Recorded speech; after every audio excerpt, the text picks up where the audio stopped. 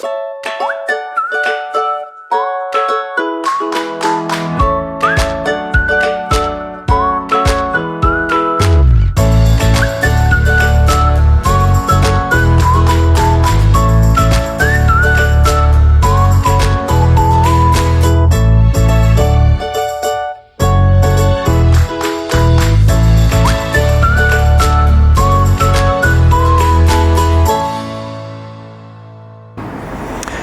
guys, it's Robert again from Australian Camping and Four Wheel Drive. So today I've got the opportunity to come down to Enerdrive and have a chat with Chris. Chris works here at Enerdrive, and do you want to explain a little bit about what you do here at Enerdrive, Chris? Absolutely. Morning Robert, thanks for coming down here. Yeah, nice, great. Close to home for you as well. It's fantastic, yeah. Welcome to Enerdrive. This is our brand new facility. We've moved here only a couple of weeks ago. Enerdrive is a business, I've been in business now for 10 years. Prior to that, I've actually been doing this power electronics industry for about 22, and it's been fantastic to finally get a bigger premise, a great presence, and our big wall of green. We love our big wall of green. I've been inside having a look around, guys, and the facilities they've got here are great. They're nice, large, open facilities that they've got in there. Probably provide a bit more room for the guys to work in, I imagine, as well. It's a hell of a lot safer here. Our old shed, not too far up the road, we used to actually work on pallets. We were building all our battery systems and plates on pallets. Honestly. Smack bang in the middle of the warehouse floor. Not the safest of things when you had to get a pallet of panels down or the likes. But here now, we've got plenty of space. We've got a great facility for the guys to build stuff inside, and it has been a major, major change. And the business, onwards and upwards. We've had a great growth cycle over the last few years. And as a business, we're a little bit different. We're a wholesale manufacturer. Okay. We actually don't sell direct here. We don't have a retail showroom. Yep, I noticed that. If anybody walks in wanting to buy something, we'll send you down the road. Okay. But if you do buy an Enerdrive product, and if something goes wrong or if you need help, we'll do everything for you. So our business here is service support and looking after our manufacturers. Okay, good. Enerdrive is very popular in the original equipment manufacturers, so we supply a lot of the larger premium off-road caravans of this country. We supply a lot of marine-based equipment, so larger boats, charging. So for those people that are watching and may not be familiar with who Enerdrive is, what is it that you actually, the stuff that you actually carry, what does it actually cater for specifically? So we're everything power, power inverters, battery chargers, solar panels, but our real niche at the moment is lithium battery systems. Okay. Not just the battery, we look at a whole all-in-one package. So from how to charge it, how to protect it, we build the batteries, we build the systems. Yep. This day and age, power in a caravan is becoming more of a demand. Everyone wants their little pod machines. They want a fresh cup of coffee in the morning. When I first started in this industry, we used to market inverters by running bread machines on the displays. So we'd go to a boat show or a caravan show, and we'd set up a bread machine in the middle of the show, and we'd make bread. But we'd run it off the inverter, and everyone used to go, fantastic, that's great. Now the demands is coffee, microwaves. But the biggest demand at this point in time now is air conditioners. Okay, seriously, wow. Larger vans, bigger systems. There's nothing better. Everyone's got a rooftop air conditioner. There's no better way to take the edge off the temp. And with a big lithium system and a proper sized inverter, it's all possible. All right, well guys, what we will do, we're going to cut up, we're going to go over and have a look at some of the systems that he's got, and we'll have a chat a little bit more there. Okay, Chris, so I wanted to ask you, what's the difference between like an Agm battery and a lithium ion battery that we see on the market today? Sure, Agm is the more common type of battery. 20 years ago, everybody had lead acid batteries. The lead acid battery had the caps on top. You had to keep an eye on the liquid levels and make sure they were fill them up, topped up. Right. The next generation of battery was Agm, or absorbed glass mat. They didn't require any maintenance. They were a little bit better in their charging capabilities. You could throw a higher charge rate into an Agm battery, but they're still quite big and heavy. Okay. The latest generation of batteries is lithium ion, and the styles of lithium ion, everybody starts to think about Dreamliners and planes crashing down out of the sky and the likes. But the realities are the lithium technology that we use these days is a very, very safe technology. It's called lithium iron phosphate. It's not the same as your lithium cobalts and lithium polymers. Little hobby toys and cars and jets, they'll use lithium polymer type batteries, and they are a very unstable type of... They're the ones that can catch fire then? Oh yeah, big time. So if you want to charge those up, you have a charging bag and you put your battery inside that one and you charge it up. And if it catches fire, the bag contains everything else. Okay. There's been stories of houses burning down. Yes. That's not this technology. Okay, so this battery works a little differently, guys. So a lithium battery that you put in your vehicle is not the same as battery that you might put in like a remote control car or something like that. Yep. There's a different type of technology by the sounds of it. There's many styles of lithium. Yep. You have different characteristics. So you've got high energy density in a smaller size. And then the inverse of that is you've got safety. Okay. Lithium iron phosphate is a larger cell, but it is inherently safe. The material in a lithium iron phosphate battery is more stable. Yep. It's got no flammable risk. Okay. It does have a gas issue, so in the event of a battery failure, you can actually have a bit of a gas off. Okay. But the gas is a non-hazardous gas as well, and a non-flammable gas. It'll smoke. Yep. And it will look like there's a fire, but nothing of any risk that's of concern. Okay. I did notice they're really light too. We had to bring some batteries out. We've got some over here, which we'll show you later on, guys. And the weight of these batteries is so much lighter than a standard Agm battery. I reckon they'd have to be at least half the weight of a standard lead or Agm battery, wouldn't they? And remember as well, Robert, it's not just about the weight, it's about the energy density. Exactly right. So a 100 amp battery weighs 12 kilos. Yep. Okay, which is light. I mean, that one there, we pick it up and we throw it around. Yep. The equivalent 100 amp Agm battery is around 20-something kg. Yep. Okay, but a 100 amp lithium battery has about the same energy as a 200 amp Agm battery. Yep. And the way you work that out is very simple. Agm, you should only discharge it to 50% of its capacity. Yep. So a 100 amp hour battery, you should only take it down 50 amp hours. Okay. A lithium battery allows you to go to a deeper discharge. Some say 70, some say 80, some manufacturers state 100. That's a no-go. Yep. We believe around 70 to 80% depth of discharge is the best place to discharge it to. So that would be the maximum, guys, that you would actually allow your battery to discharge. If you go beyond that, I believe it will shorten the lifespan of the battery, is my understanding. The protection system of the battery will shut it down. Okay, good. Okay, so it does have its own internal management system. Yep. An Agm battery, its method of protection is the voltage will drop and most appliances won't run off it. Okay. You can also get away putting a low battery disconnect on the battery, but most times once you drop below about 10 volts, nothing works. Your fridges turn off, the lights go off. Yep. Modern LEDs, though, on the flip side, will take a battery to 0 volts. Oh. So that's something, that's a trap for unwary players. They need a little, maybe the rain hood on in the caravan, or a little LED light in the back. Yeah. You leave that on and don't have a charge source on it, you'll kill your Agm battery. It's actually quite interesting you mentioned that, because I actually have a lithium, a LED light that I had on the other day, and it was sitting in the car, guys, and I just noticed it was very dim, and it ran the battery totally flat, but it was still going. So yeah, I can see how that can happen. So we've got a protection device for that. We've got a low battery cutout. So once the voltage had to hit 9 volts or 10 volts, or whatever you want to set it for, it would have disconnected the load. Okay, and that thereby protects the battery long term, I'm presuming. Correct. Okay, great. Lithium, on the other hand, its voltage stays very level. Yep. So whereas an Agm battery, the voltage will drop down to that 9, 10, whatever it might be. A lithium battery will sort of hold around that 12 to 13 volt pretty much constantly all the way through to that full depth of discharge. Okay. That's where you need to have a state of charge disconnect for lithium, or rely on the internal BMS system of the lithium that will disconnect it at a cell voltage set point. Now, when you're referring to this internal BMS, I imagine you're referring to like a little computer that's sitting inside the battery? Just a board that sits on top of the batteries. Each cell is protected. And there's 2 styles of lithium. There's your all-in-one. So your all-in-one has your BMS sitting on top of the box. Right. Okay, and all you'll typically find is just a positive and a negative terminal. Yep. Onto that, you hook your loads up and power away or charge it up as required.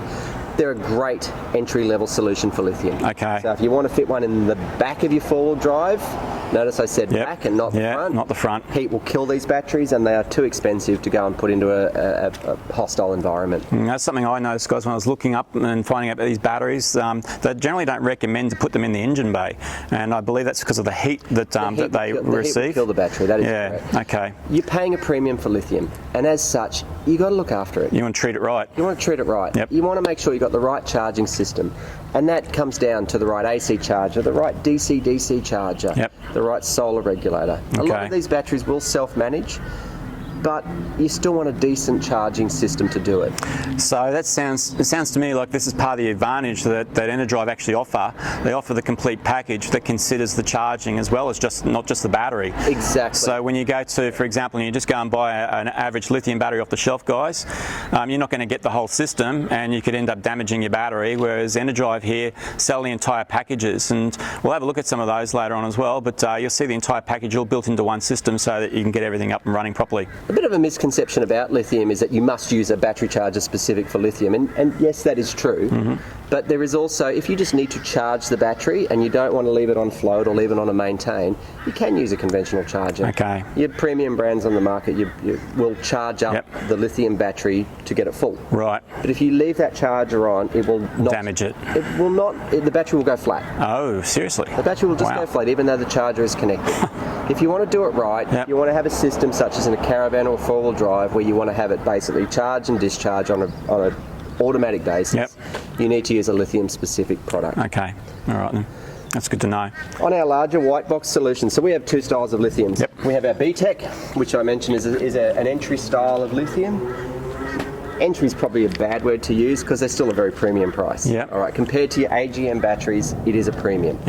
But where this type of battery, and there's a number of them on the market, different brands, different types of products, that internal management system doesn't allow it to run large loads. Okay. And it doesn't allow the batteries to be put in parallel. So if you've got a 100 amp battery or a 100 or a 125 amp battery or a 200 amp battery and you want more capacity, you would typically just parallel an Agm battery. Yep, that's right. The problem you have with the B-TEC style of battery is it has an internal management system, which is just a PCB monitoring what is going on inside the battery. If you go and stick another battery side by side in parallel, you've got two methods of protection and they don't talk to each other. Okay, right. So we've seen a number of situations, we don't allow our batteries to be paralleled. Right. Okay. And the reason behind that, the great thing about Enerdrive, we sell so many battery chargers and so many solar controllers to the market, we learn what goes wrong with other systems. Yeah, okay. It's a great position to be in. The number one issue that we see is internally balanced or internally managed lithium batteries in parallel banks, 2, 3 or 4. We get an event where they click. So battery 1, 2, 3, 4 are connected in parallel. They're running one load. Right. But hypothetically, battery 1 disconnects, battery 3 disconnects. And then they reconnect, and then the load, if you've got a large load, it then all shifts to another battery. Then its BMS says, I don't like this, and it turns off. Okay. And in the meantime, battery 1 has come, or battery 2 has come back online. So you get a click, click, click, click, click, click, click. So okay. So what is my understanding of this, guys, is really that when you're using like maybe a vehicle like we have, really what you should be doing is purchasing the battery which is designed for what you actually need. The charging system. Yeah, exactly right. Yes. And then if you're using a caravan or something like that, you probably should be not looking necessarily at their B-TEC range. You should be more looking at their larger range, and you call this range our white box premium. Their white box, okay. So if you're only just wanting to run a fridge or light loads, or very infrequently a coffee pod machine, it's good for that one. Our 200 amp is a great way to go in a caravan. Okay. So that 200 amp battery is equivalent. We were just talking before, Robert, about the big 260 amp Agm battery. A 260 amp Agm battery, for those that have never lifted one, is about 72 kg. They've got a bit of weight, guys. We got one there at home in our trailer, and yeah, she's heavy. My daughter will vouch for that. We had to lift it in there, and yeah, she's got a bit of weight in them, guys. So what would you be looking at, say, for example, in a lithium battery? 25 kg. There you go. It's a fair bit of difference. So a massive amount of difference. And again, remember, 200 amp lithium versus, say, a 260 amp Agm, you are well in excess in the energy available in that battery. Okay, great. But in terms of the white box solution, this is what we use for our larger, a lot of our off-road type caravan systems, commercial applications. So with that, you get a battery. We do them in a 200 amp, a 300 amp. You can go 400 or 600 amp. We can actually parallel these batteries using our BMS systems.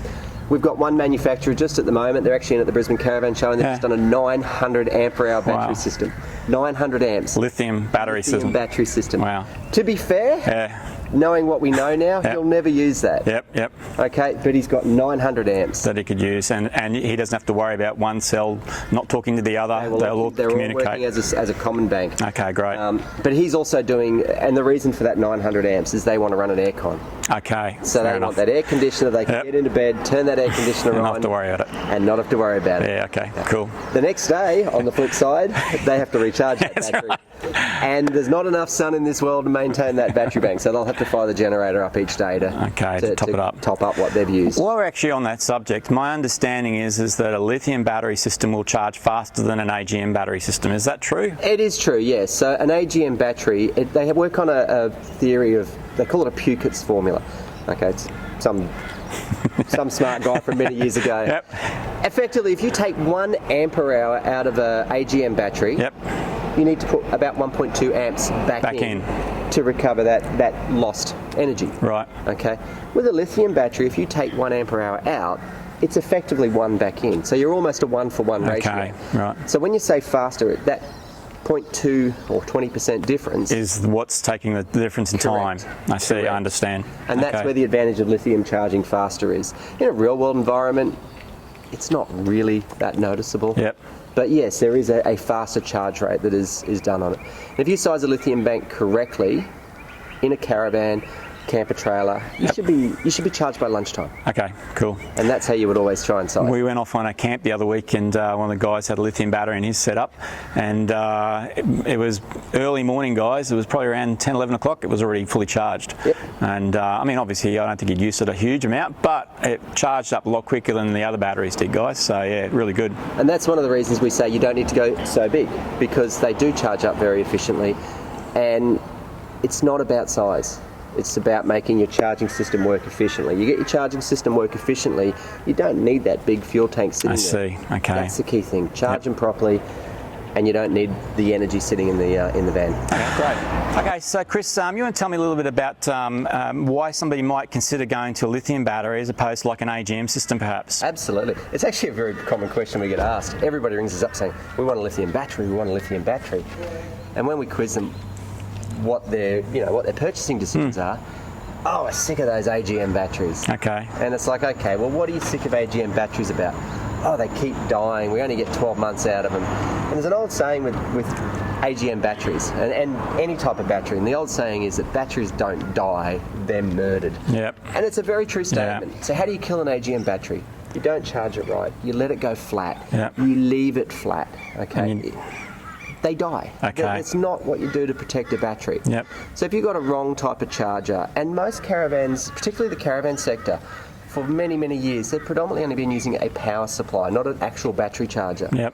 So a lot of people that say, I'm sick of Agm batteries, they keep dying and I want to go to lithium, well, they're just making their headache more expensive. Okay. And that's a simple reality. If your Agm batteries are only lasting 12 months, it is pointless to go lithium. Yep. What you do is you solve your problems first. You change the charging system, you check out how the setup is done in your van or your four-wheel drive. Your Agm battery might be under your bonnet. You might be cooking it. Yep. Okay, it's not a battery failure. Agm batteries are still, to this very day, one of the best solutions you can have for onboard storage. Okay, that's good to know. So there's not necessarily just the issue with the batteries, it's more about how they're actually charging their batteries. And I have seen that in the past. I've seen a couple of people who essentially just run a cable straight from the battery to one of the back, and they don't have anything to boost the voltage up, for example. Exactly, and these days now, DC-DC chargers have become so popular, and for a very good reason. They charge those Agm batteries, all the lithium batteries in the back, the perfect way. Yep. Okay, and that is run a power feed from your start battery, run it back and put the charging source right next to the battery. Normally what they'll do is, in the old days, you had a VSR or a voltage sensitive relay. Yes, and all it did is, as your battery voltage rose on your start battery, turned it on, linked them in parallel. Yeah. It's a crude way to charge a battery, but if your battery is in the back of the car, or even worse, in the back of the caravan or the camper trailer, you're doing nothing. It's got it, because by the time the voltage gets to there, it's dropped down and then it's not charging it up to where it needs to be. Correct. If your alternator's sitting at 13.8 volts, you need to get above 14 to charge a battery. So if you're 13.8 at the car, and you've got all the way back to your trailer or to the battery in the back of your car, and you're dropping 1 to 1.5 volts, you're not going to charge it right. You're doing nothing. Yeah. Okay. All you're actually effectively doing is running a power supply to the back of your And that's it. Okay. All right. With the DC-DC, our Enerdrive DC-DC 40 amp, 40 pluses are very, very popular. Okay. Key thing about DC-DC is everybody loves them now. They're very big in four-wheel drives, in caravans, in camper trailers. Everybody wants a DC-DC, but not many people wire them up correctly. I grabbed some of these as a great example. Yep. The old days of wiring up a four-wheel drive was grab your 4mm, grab your 6mm. Yep. Should be right, mate. Put a couple of crimps on it, all good and go. The reality is with the DC-DC, our 40 amp, we call it a 40 plus. Why do we call it a 40 plus? It'd be 40 amps charge, or? It is 40 plus, Yep. so it's got 40 amps plus a bit more. And what the plus comes down to is installation. Okay. Right. If you go and run your 4mm to the back of a DC-DC, you're trying to get, let's say if it's a 40 amp, allowing for the draw and the likes, you're talking 50 amps draw. Yep. 50 amp over cable, you get voltage drop. The voltage drop at the device means it doesn't work properly. It comes down to cable. Right. All right. The old days it was the 6mm. Everyone loved their 6mm. That's right. Yep. 10mm is a great start, and that's your 10mm cable there. It's typically a twin sheath. Right. That's not a bad style. If you were running a DC-DC in the back of a four-wheel drive, Yep. that's not bad. That'd probably do the job for them fine. It'll be okay. Yeah. If you're trying to run a DC-DC in the van or the camper trailer at the back, that's worthless. Yep. All right. Okay. And a great example is there's your 10mm, there's 16. Right. There's a Problem goes away using that every time. bit of a difference in the size of them there too, by the looks of them. Massive eh? difference. Yeah. All yeah. right. We use 16mm for everything we do. So when we supply a DC-DC for a customer and they want a cable kit, it's always 16. And that way you're safe, no matter whether they use a caravan or whether they're using something else. Correct. Yeah. All right. Okay. And if you use that size cable and your alternator has enough power capabilities through it, we are almost seeing 50 amps coming out of our DC-DC Wow. 40 plus. That's huge. And that's what the plus means. Yep. Okay. So, so I presume this guy here, is this the one we're talking about? That is the unit there. So this is a board we make up for some of our OEM manufacturers. What it has is your DC-DC. The DC-DC charges up the battery in the caravan from the car. It also is used as a solar regulator. The solar panels can feed into this. You can run up to a 50 volt panel. So if you go and find any of your mates who got cheap house solar panels, this is a device that will It's actually something that interests me, because I'm aware. I had a friend and he's had a solar panel. He bought one of the house solar panels. Yes. And in his situation, we were looking at, I think it was like a B-TEC charger, guys. Sorry, I got a motorbike going past. And so what he was doing, guys, is he's using a household solar panel, and the voltage was too high for the charge controllers that we were looking at. It would damage it. That's Yeah, right. that's right. A typical house solar panel at an open circuit level is about 45 volts. It's the Hoon's morning at the That's moment. right. 45 volts to a normal solar controller will kill it. It'll actually make it blow up. Yeah. Our DC-DC will take up to 50 volts, so one household solar panel, or you could parallel them up into two. So you're saying essentially what we could do is we could either use a house solar panel, or you could use something that's used on a vehicle as well. So you could use either or. Either or. And up to about 600 watts of solar input. Oh, wow. You could even go a little bit more, but 600 watts is a nice size to get feed into the DC-DC. That's great. The DC-DC does the vehicle and it does the solar. So it takes both. Takes both. That's and great. So long as you use your 16mm cable. You use your big size cable, you're laughing. On that as well, we've got the 240 volt charger. I'll bring it up, yeah. We've got the 40 amp charger that runs off a little Honda EU10 generator. So this is for 240 volt stuff, you're saying? 40 volt stuff. So it's very common that people will take a small generator with them. If you have a bad overcast day like today, you're going to get nothing out of today's environment. You run your generator. The beauty is everyone loves their little EU10s or their Yamaha 1000s. That charger will deliver a full 40 amps off a Jenny. Okay, and what voltage input goes into that? Is it a 12 volt or is it like a 240 volt? Is that what you mean? So that one's 240 volts in. I see. And that one's your DC-DC, so that's DC and DC. So what if I was, say, for example, at a caravan park and I wanted to charge my battery system? Could I plug into their power? You'd plug into that. Yeah, okay, good. And it would also then act as a power supply when you're overnight or for a week or two. Oh, sweet. We talked before about Agm batteries dying. Okay, the number one way they die is, we talked earlier about loads, leaving something left on. There's your low battery disconnect. Okay. That's a solid state device. In the event that it hits a voltage set point, it disconnects. Once it disconnects, it's still drawing a little bit off the power off the battery, but it's very slow. It'll take months to discharge it to that point of damage. Okay. So that's one solution we offer manufacturers. That's great. And I noticed there's a little fuse box down there as well by the looks of it, is it? Fusing is vital. Yeah. This is our lithium BMS solution, and one of the best things we can recommend for DC-DCs as well on installation, not only is it cable size, it's the protection. So a lot of people go out and buy those cheap resettable circuit breakers. Yep. They're like a little canister. Yep, know what you mean. In most cases, they're rubbish. Yep. Best thing to do on a DC-DC type installation is to use your MIDI fuses.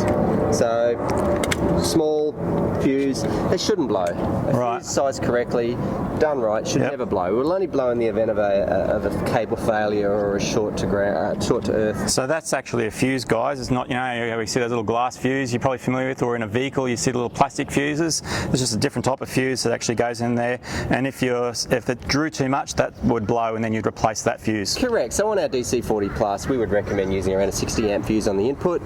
And that's fine. And you'd have one obviously at the vehicle start battery, and one right next to the auxiliary battery. Do you mind me asking, do you provide spares? Yes, absolutely. We have bucket loads of them inside. Bags of them. I ask, guys, because I've had a look at these fuses before, and sometimes when you buy a system, there's no spares. So yeah, good to know. No, they don't. All right, guys, so we thought we'd have a chill chat about the battery monitoring system that they've got on this as well. So you want to tell us a little bit about that as well? Absolutely. So we talked before about batteries and protecting them and knowing where they are. The best way you can do that's with a battery monitor. In the old days, everyone used voltage. Where's your voltage set? If it's 12.8, your battery's full. If it's 12.0, your battery's flat. That's great on Agm batteries, but it's not relevant if you've got a load running off it. So if your fridge is sitting there, more and more these days people are going to DC fridges versus three-ways. So you've always got a constant load sitting on the battery, and that will always pull the voltage down relevant to what the load is. Right. The best way to work out where your batteries are is a battery monitor, which is just like the fuel gauge in your car. Exactly right, Okay, so this is a shunt. So the idea of a shunt, let's take this clear cover off. So the shunt measures all the current in and all the current out. Through that device, Correct. It then uses a bit of a smart algorithm to work out what the state of charge is of that battery. And believe it or not, they are very, very accurate. Shunt runs across, looks like a fuse, but it's not. It's actually a solid copper piece. It's capable of 500 amps. And it measures the current which is flowing between one point and the next point. Correct, that's right. And from there, it can actually use an algorithm to work out what the state of charge is. Okay. State of charge is the only way to measure lithium. The only. Voltage on lithium is irrelevant because it's pretty much a flat line. Right. All the way from start to finish. And when the lithium is flat, then the voltage goes falls off the cliff. I see. Okay, that's interesting. On a lithium battery, a battery monitor is essential. And on every one of our larger white box solutions, this is the whole centre to the whole system. All right. It controls everything. Great. Okay. All right, so can you tell me a little bit about where you see lithium going, perhaps over the next 5 years, perhaps? Absolutely.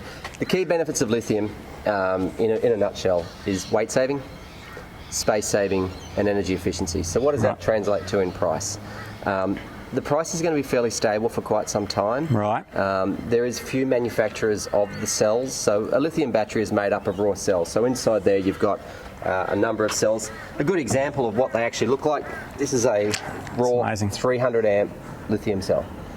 So in our normal larger white box solutions, we'd have 4 of these in series. That'll give you your 12 volts. 12 and a bit volts, because these are a 3.2 volt cell each. Okay. So that's what we're dealing with. There's not a lot of manufacturers in the world that actually make these. Okay. And the demand is still very strong in commercial power systems. So the good old little caravan, we're going to use 4 of these. You know, we're not a big player in terms of global usage and supply. So in terms of price and where it's going to go, I don't see a lot of movement for quite some time. Okay. Lithium is still a premium. It will maintain a premium for at least the next 5 years. Okay. Okay, cool. There is always some cost savings, and remember too, it's all coming out of a US dollar basis, so it will all depend on where the currency, Australian dollar, goes in terms of US dollar. Yeah, okay, great. Currently, there's no lithium manufacturer in Australia.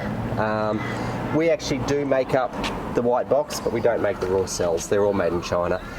China is still the powerhouse for lithium. So nobody in Australia actually manufactures lithium cells, essentially is what you're saying. The type of cells that you use. No one makes lithium. Remember, there's different types of lithium cells. You've got your prismatic blocks, which is what we use. There's pouch-type cells, which are used in a number of other different types of these batteries. And then there's your little cylindrical cells. They're popular in the residential systems, like your power walls and 18650s or that. So they're very, very common. There's a number of manufacturers of those. They spit them out millions after millions. Okay. These types of cells, it's still a very niche market. Where the biggest usage for these is China making EV buses. Okay, seriously. So Wow. they have a massive mandate over in China to get rid of all the diesel. Yep.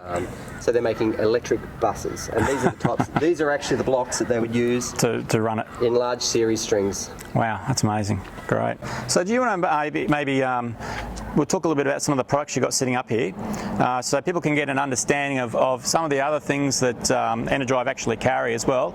We're going to bring the camera up and we'll get some close-up shots, so as we're talking about this, guys, you'll be able to see it as well. But how about we start off with what? You've got your huge inverter charge here by the looks of it. Well, it's actually not so big. That's only a 1600 watt unit.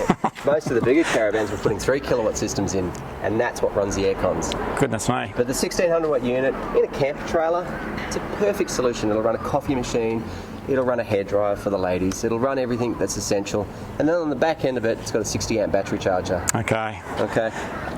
We then do other systems. We do inverters on their own. We do a 2000 watt, 2600 watt type inverter. We're very big in DC to AC power systems. Good, yep. But of course then if you're drawing power out of your batteries, you've got to get it back in.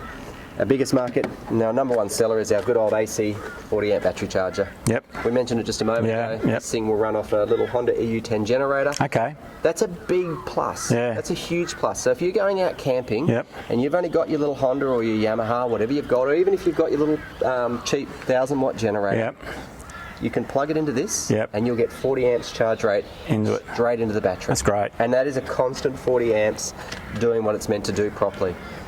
Sweet. We do obviously do a larger version of that. We do a 60 amp, but it doesn't run off an EU10, so you've got to actually scale it back. And I noticed you've got a battery monitor up over there as well. Battery monitors, Yeah. I think every system that's a battery system must have a battery monitor. Yep. Okay, and the battery monitor is just very, very simple to install. We just showed you the shunt a moment ago. It goes right next to the battery.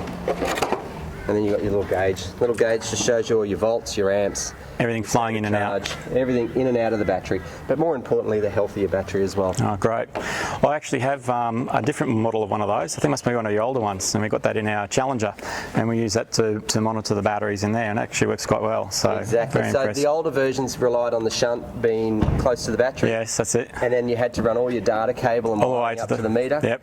This is now all the electronics are on the shunt, Oh, okay. Wow. and it's just a data cable running up to the meter. Oh, that's great. Excellent. Much easier to install. Oh, that's great. So we mentioned before, had to reach around the back, our good old DC-DC, we've covered that a little bit today. Yep. Huge seller in the RV sector, and also very big in the canopy type market. I see. Under bonnet, no, won't fit under a bonnet in a car. So you can maybe put that in the back of the vehicle, Back of the vehicle, Yep. Next to a battery box, caravan, or something like that. caravan, camper trailer, any of those type of applications. Okay, great. All right, so can you perhaps tell me a little bit about the monitoring system that these guys have got in them as well? So the B-TECs come with an app, Yep. and that's one of the great things about this battery. So we mentioned before, battery monitors I think are an essential in every battery system. The B-TECs actually have that built into them. And it's done so via an app, so you simply log up. It's more optimised towards the iPhones and the smaller phones at this point in time, but iPads it still works on. So you open up the app, and So I'll show you some screenshots of this, guys, as well, guys. Yeah. you choose your battery. Currently I have a couple of hundred of batteries in the warehouse at the moment, so my list of batteries is rather There's a long. huge list of them sitting here, guys. I thought there's something not quite right, but there's a huge list of these batteries there. So for argument's sakes, we can just tap on a battery. I'll just pick something in there. I don't even know where it is. And it'll connect to us. And what it'll do is show us the health of the battery, the volts, the state of charge. If you've got a load running on it, it'll actually act like a battery monitor. Okay. Great thing about it is it's just your indication to what the battery's doing. And does it talk about the different cells in there as well? It does give you a cell level indication, but it's more so just looking if the cells are in balance. Okay, good. There's a classic example. So you got your state of charge. Wow. This is a rated capacity of a 203 ampere hour, so it's one of the B-TEC 200s. The status at the moment, it's in standby because it's obviously sitting in the warehouse doing not much. Yep.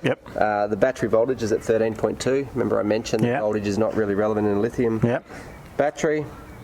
We can see the temp of the battery, how many cycles it's done. Oh, At the moment, okay. It's 1. The health is perfect. Individual cell shots. Right. And any notifications that come up. It's a great app. Something about the lithium style batteries or the B-TEC batteries, they must be mounted vertically. They still have an electrolyte, they still have a liquid inside them. Okay. And if you tip them over, the gravity obviously makes that liquid fall to the bottom of the battery and they will get damaged. Now that's something I've noticed with some of the Agm batteries. They say that you can mount them whichever way you want, And I was having a chat with Chris and just asking him, well, can you actually mount batteries, these lithium batteries, any way you want? And so it sounds to me like the answer is you probably shouldn't do that at all, by the sounds of it. It's always terminals up, and that's the only way to mount them. Okay, great. If they do fail, that's something that people ask. There's a lot of investment in the lithium battery. Yep. Enerdrive, we do put a 2-year warranty on our batteries. Okay. That's 2 years if it fails. We are obviously having, if you let the battery go dead flat and you didn't charge it up, we can actually tell that. There's a method of us working out that scenario. Yep. What actually happens in lithium, it's quite a unique story. In AGM, if you overcharge the battery, they swell. Oh. And I've seen AGM batteries look like a soccer ball. Okay. Lithium actually is the reverse. If you flatten it and leave it dead flat for an extended period of time, the reaction is for it to start to swell. So the cells will actually expand. Oh, seriously? Wow. And that's the number one way to work out if the battery's been neglected. Okay. All right then. If it does fail outside of that 2-year warranty, you've still got a lot of investment in that product. You want to make sure you've got some level of protection. We offer a pro rata basis. Great. A lot of batteries on the market, a lot of AGM batteries, their warranty is all based on pro rata. And effectively what that means is the day you buy it, you might get a 6-month period, but thereafter you're always paying a percentage of the cost of the battery. So essentially what you're saying is if it failed on day one, you'd have 100% coverage. Correct. And then if it's, say, failed after a year, it might be whatever percentage of that time period is. Correct. So that they would cover you for. And we do the same with the B-TECs out to a period of 4 years. That's great. That's really good. Just gives peace of mind. Exactly right. It's a big investment, and you need to make sure that you're not going to run away. Exactly right. You want to make sure if you're going to go and invest this money, guys, you want to make sure that they're still going to be here and that you're covered as well. So that's a great thing to hear. Exactly. Excellent. Cool. So this is where we build all our power systems. So from our batteries, we've got our lithium battery systems under assembly down here. So we build them, we charge them, we ship them, and that's how we actually do them. All our tailored boards are made over here. There's actually not too much on the go at the moment. It's the weekend, of course. Yeah. But we would always have on any time half a dozen boards going every day. So this is like a setup for you to make sure everything's wired up and working correctly then, is it? So what we do is we build the batteries, we charge them. We've actually got our own little safety feature. We can leave them on charge overnight. If anything goes wrong, the system turns off. By anything going wrong, if any of the cells are not performing correctly, or if there's any problem with the way we built the battery, we put it on charge, we leave it on overnight. If something goes wrong, the charger turns off. When we actually did the setup of this building, we tried to explain to the electricians what sort of power we wanted here, and they couldn't believe what we were actually asking for, because each 60 amp charge is about 1200 watts, and throughout the day we will have these 4 chargers running all day long, and then we'll build a batch that typically runs into the night. So we're running 5 kilowatts constant all day, every day, sometimes up to about 14 hours, 15 hours a day. And we've got a bit of room to expand. We're going to put another 3 or 4 banks in here in due course. And you're not using your small Anderson plugs, are you? No, we always use the larger ones. We're looking at the high current. These chargers are 60 amps and they will put out 60 amps. The little 50 amp Anderson plugs are just too light duty. Wow, that's amazing. The reality is about what we sell. Everything fails somewhere down the line. We've got great quality gear, but always things go wrong. You've got to be able to test it, inspect it, repair it. We're still, as I said, we've only been in this building now for about 7 weeks. We're still in the process of getting our test centres set up. We have all our load banks, all our charging banks. The great thing about the way we're doing here, most of the inverters we test with heat loads, so lights, heaters, etc. We are running all those outside in the warehouse. We're digitally switching them on and off. Once our test benches are all set up, it'll be quite a unique setup. Great for the guys working in here. Alright guys, so I hope you've enjoyed that. It's been really interesting having a chat down here with Chris and having a look around the facilities they've got down here. If you ever get the opportunity to, I mean, I'm sure Chris maybe wouldn't mind somebody coming and having a quick sticky beak, but yeah, no. Come on down, we'll have a chat. Yeah, no worries. I would like to just say thanks to Chris. I mean, today's a Saturday and Chris has taken the time out to come down here, guys, and have a chat with us, so I really do appreciate it, and I just want to say thanks, mate. It's thanks, Rob. been really good. So guys, we'll catch you in the next episode. Talk to you then.